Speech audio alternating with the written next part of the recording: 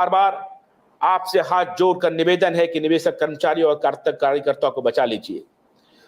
रत्नेश श्रीवास्तव जी लिख रहे हैं, रत्नेश जी, मैं आपको इतनी बात दावे के साथ कह सकता हूं कि क्यूबाइब नेटवर्क इन मक्कारों और दलालों के सामने झुकने वाला नहीं है।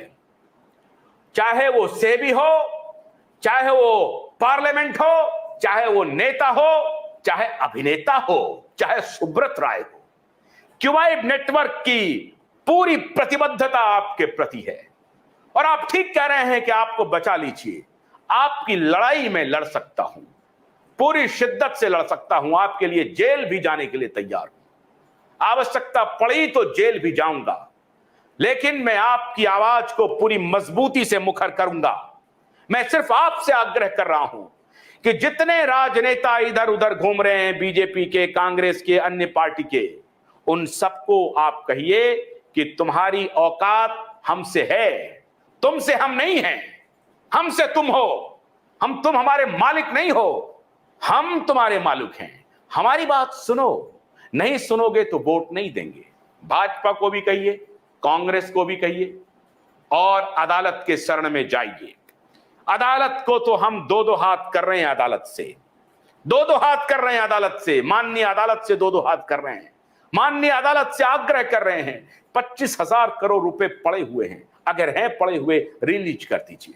और सरकार को कहिए कि 24 घंटे दिन रात आंकड़ा जुटाइए। अगर कोई फर्जी निवेशक आकर के अपना आंकड़ा पेश करता है, उसकी तहकीकात कीजिए फटाफट।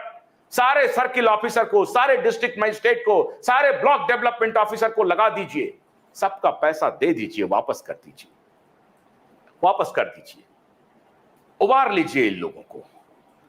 इसलिए इस नियत से अगर आप आगे बढ़ेंगे, मेरे निवेशक मित्रों, मेरे कर्मचारी मित्रों, मैं आपको दावे के साथ कहता हूं कि पूरी नियति आपके साथ खड़ी हो जाएगी, पूरी प्रकृति आपके साथ खड़ी हो जाएगी।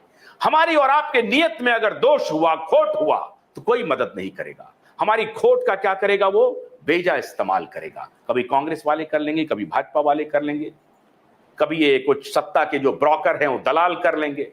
मैं सत्ता के दलालों को भी जानता हूं जो दलाली कर रहे हैं। अदालत तक में जाकर के इन्होंने दलाली किया, माननीय अदालत को भी गुमराह किया, वहां भी दलाल घूम रहे हैं, आपको मालूम होगा। उन दलालों की वजह से भी यह मामला लटका पड़ा और 12-13 साल गुजर गया। इसीलिए मैं अपने सुधी निवेशकों से यह आग्रह कर रहा हूं कि आज हमारे साथ जब आप जुड़ रहे हैं इस रैली में, इस अभियान में, अपनी बात हमें लिखते रहिए। आपको मालूम होगा कि ये डायरेक्ट ट्विटर हैंडल पे लाइव हो रहा है और सीधे होम मिनिस्टर तक पहुंच रहा है। मेरी बेटी की शादी होना है, ये लोग लिख रहे हैं। दूसरे लोग लिख रहे हैं सहारा इंडिया के चक्कर में लड़कियों की शादी नहीं हो रही है। कैलाश चंद सैनी लिख रहे हैं। मैं आपकी बात समझ सकता हूं। विशाल झा लिख रहे हैं सर बहुत सारे यूट्यूबर गंद फैला रहे हैं। बिल्कुल ठीक कह रहे हैं, यूट्यूबर गंद फैला रहे हैं जो अंड बंड कुछ से कुछ लिखते हैं, उनके चक्करों में नहीं पड़ना है।